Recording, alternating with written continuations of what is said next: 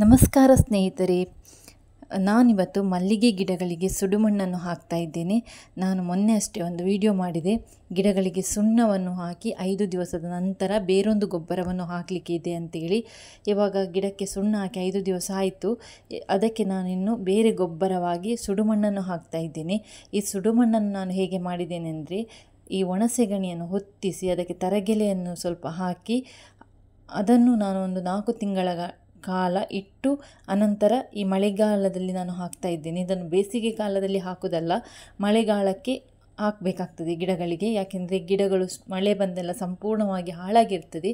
ಈ ಸುಡುಮಣ್ಣನ್ನು ಹಾಕಿದರೆ ಉತ್ತಮವಾಗಿ ಚಿಗುರ್ತದೆ ಗಿಡ. ಹಾಗೆಯೇ ಗಿಡದಲ್ಲಿ ಸಾಕಷ್ಟು ಅದ್ಭುತವಾದಂಥ ಹೂಗಳನ್ನು ನೀವು ನೋಡ್ಬೋದು. ನನ್ನ ಗಿಡ ಕೂಡ ತುಂಬಾ ಚಿಗುರೆಲ್ಲ ಇಟ್ಟಿದೆ. ಇದನ್ನು ನಾವು ಬೇಸಿಗೆ ಕಾಲದಲ್ಲಿ ರೆಡಿ ಮಾಡಿಟ್ಕೊಳ್ಬೇಕು. ಮಳೆಗಾಲಕ್ಕೆ ಮಳೆ ಸ್ವಲ್ಪ ಎಲ್ಲ ಕಡಿಮೆ ಆದ ನಂತರ ನಾವು ಗಿಡಗಳಿಗೆ ಹಾಕುವಂಥದ್ದು. ಇದನ್ನು ಹೇಗೆ ಹಾಕುವುದಂತೇಳಿ ನಾನು ಈ ವಿಡಿಯೋದಲ್ಲಿ ನಿಮಗೆ ಕಂಪ್ಲೀಟಾಗಿ ತೋರಿಸ್ಕೊಡ್ತೇನೆ. ಯಾರೆಲ್ಲ ನನ್ನ ಚಾನಲ್ಗೆ ಸಬ್ಸ್ಕ್ರೈಬ್ ಮಾಡಿಲ್ಲ ದಯವಿಟ್ಟು ಸಬ್ಸ್ಕ್ರೈಬ್ ಮಾಡಿಕೊಂಡು ವಿಡಿಯೋ ನೋಡಿ. ವಿಡಿಯೋ ಇಷ್ಟ ಆದರೆ ಒಂದು ಲೈಕ್ ಮಾಡೋದನ್ನು ಮರಿಬೇಡಿ. ಹಾಗೆ ಈ ವಿಡಿಯೋವನ್ನು ನಿಮ್ಮ ಫ್ರೆಂಡ್ಸ್ಗಳ ಜೊತೆ ಶೇರ್ ಮಾಡೋದನ್ನು ಕೂಡ ಮರಿಬೇಡಿ. ಹಾಗಾದರೆ ಬನ್ನಿ ನಮ್ಮ ವಿಡಿಯೋ ಸ್ಟಾರ್ಟ್ ಮಾಡೋಣ. ಇದು ಬರೀ ಸೆಗಣಿ ಮತ್ತು ತರಗೆಲೆಯನ್ನು ಮಾಡಿರುವಂತಹ ಸುಡುಮಣ್ಣು. ಬೇರೆ ಯಾವುದೇ ಮಣ್ಣನ್ನು ಕೂಡ ನಾನು ಇದಕ್ಕೆ ಹಾಕಲಿಲ್ಲ ವೀಕ್ಷಕರೇ. ನಾವು ಸುಡುಮಣ್ಣು ಹಾಕುವುದಕ್ಕಿಂತ ಮುಂಚೆ ನಮ್ಮ ಕೈಗಳಿಗೆ ಗ್ಲೌಸನ್ನು ಹಾಕ್ಕೊಳ್ಬೇಕು. ಯಾಕೆಂದರೆ ಇದು ಬೂದಿ ನಮ್ಮ ಉಗುರಿನ ಇಡೆಯಲ್ಲೆಲ್ಲ ಸಿಕ್ಕಿಕೊಳ್ತದೆ. ಅದು ಬೂದಿ ಮತ್ತು ಉಗುರು ಕೂಡ ಕಪ್ಪಾಗ್ತದೆ. ಅದಕ್ಕಾಗಿ ನಾನು ಗ್ಲೌಸನ್ನು ಬಳಸ್ತಾ ಇದ್ದೇನೆ. ನಂತರ ನಾವು ಗಿಡಗಳಿಗೆ ಮೊದಲು ನೀರನ್ನು ಸಿಂಪಡಣೆಯನ್ನು ಮಾಡಬೇಕು. ನಾನು ಹೋಸ್ ಪೈಪಿಂದ ಗಿಡಗಳಿಗೆ ನೀರನ್ನು ಹಾಕ್ತಾ ಇದ್ದೇನೆ. ನಾವು ಎಲೆಗಳಿಗೆ ಕೂಡ ಹಾಕಲಿಕೊಂಡು ಈ ಸುಡುಮಣ್ಣು ಎಲೆಗಳಿಗೆಲ್ಲ ಹಾಕಿದರೆ ಗಿಡದಲ್ಲಿ ಹುಳದ ಸಮಸ್ಯೆಗಳು ಕಡಿಮೆ ಆಗ್ತದೆ. ಈ ಸುಡುಮಣ್ಣು ಅಂದರೆ ಅದ್ಭುತವಾದಂಥ ಪ್ರಯೋಜನ ಇದೆ ಇದರಲ್ಲಿ.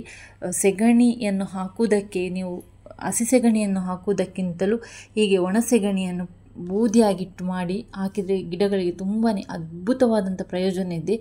ನಾನು ಮೊದಲಿಗೆ ನೀರನ್ನು ಹಾಕಿಕೊಂಡೆ. ನೀರು ಹಾಕದಿದ್ದರೆ ಈ ಎಲೆಗಳಲ್ಲಿ ನಿಲ್ಲುವುದಿಲ್ಲ. ಇದನ್ನು ನೀವು ಬದನೆ ಗಿಡಗಳಿಗೆ ಕೂಡ ಅಪ್ಲೈ ಮಾಡ್ಬೋದು. ಇದೇ ಪ್ರೋಸೆಸ್ಸಲ್ಲಿ ಮಾಡಬೇಕು. ನೀರು ಹಾಕಿದರೆ ಈ ಎಲೆಗಳ ಮೇಲೆ ನಾವು ಬೂದಿಯನ್ನು ಹಾಕಿದರೆ ಅದು ನಿಲ್ತದೆ ಆ ಬೂದಿ, ಇಲ್ಲದ್ರೆ ಉದುರಿ ಕೆಳಗಡೆ ಬೀಳ್ತದೆ. ಮತ್ತು ಬುಡಕ್ಕೆ ಕೂಡ ಸರಿಯಾಗಿ ನೀರನ್ನು ಹಾಕಿ ಅನಂತರ ಈ ಸುಡುಮಣ್ಣನ್ನು ನಮ್ಮ ಒಂದು ಕೈಯ ಮುಷ್ಟಿಯಷ್ಟು ಹಾಕ್ಕೊಳ್ಬೇಕು ಒಂದೊಂದು ಗಿಡಗಳಿಗೆ. ಇವಾಗ ನಾನು ಒಂದು ಕಪ್ಪಲ್ಲಿ ತೋರಿಸ್ತಾ ಇದ್ದೇನೆ. ನಾನು ಇಷ್ಟನ್ನು ಕೂಡ ಹಾಕಿದ್ದೇನೆ ಒಂದೊಂದು ಗಿಡಗಳಿಗೆ. ನೀವು ಒಂದು ಇಡಿಯಷ್ಟು ಹಾಕಿದರೂ ಕೂಡ ಸಾಕಾಗ್ತದೆ ಗಿಡಗಳಿಗೆ. ಯಾಕೆಂದರೆ ನಾವು ಇದು ಪಾಟಲ್ಲಿರುವಂಥ ಗಿಡ ಆದುದರಿಂದ ಸ್ವಲ್ಪ ಹಾಕಿದರೂ ಕೂಡ ನಡೀತದೆ. ಆದರೆ ನೆಲದಲ್ಲಿ ನೆಟ್ಟರೆ ಮಾತ್ರ ಸ್ವಲ್ಪ ಜಾಸ್ತಿಯೇ ಹಾಕ್ಕೊಳ್ಬೇಕು.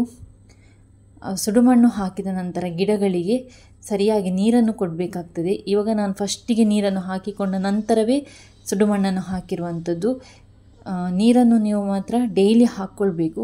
ಟ್ಯಾರಿಸಲ್ಲಿ ಗಿಡ ನೆಟ್ಟರು ಕೂಡ ಡೈಲಿ ನೀರನ್ನು ಹಾಕಿಕೊಳ್ಬೇಕು. ಸ್ವಲ್ಪ ಸ್ವಲ್ಪ ನೀರನ್ನು ಹಾಕಿಕೊಳ್ಳೇಬೇಕು. ಈ ಸುಡುಮಣ್ಣು ಹಾಕಿದ ನಂತರ ನೀರು ಹಾಕದಿದ್ದರೆ ಗಿಡ ಸತ್ತೋಗ್ತದೆ. ಹಾಗಾಗಿ ಡೈಲಿ ನೀರನ್ನು ಹಾಕ್ಕೊಳ್ಬೇಕು. ಮಳೆ ಬಂದರೆ ಪರವಾಗಿಲ್ಲ, ಸುಡುಮಣ್ಣು ಹಾಕಿದ ನಂತರ ಮಳೆ ಬಂದರೆ ತುಂಬಾ ಒಳ್ಳೆಯದು ಗಿಡಗಳಿಗೆ. ಇಲ್ಲದ್ರೆ ನೀರನ್ನು ನೀವು ಹಾಕ್ಕೊಳ್ಳೇಬೇಕು. ಇದನ್ನು ಹಾಕಿ ನೋಡಿ, ಗಿಡ ತುಂಬಾ ಚಿಗುರಿ ಬರುತ್ತೆ. ಹಾಗೆ ತುಂಬ ಮೊಗ್ಗುಗಳನ್ನು ಕೂಡ ಇಡಲಿಕ್ಕೆ ಸ್ಟಾರ್ಟ್ ಆಗುತ್ತೆ. ಅನಂತರ ಇದಕ್ಕೆ ಬೇರೊಂದು ಗೊಬ್ಬರವನ್ನು ಹಾಕಲಿಕ್ಕೆ ಇದೆ. 1 ವಾರ ಕಳೆದಾದ ನಂತರ ಬೇರೊಂದು ಗೊಬ್ಬರವನ್ನು ಹಾಕಬೇಕು.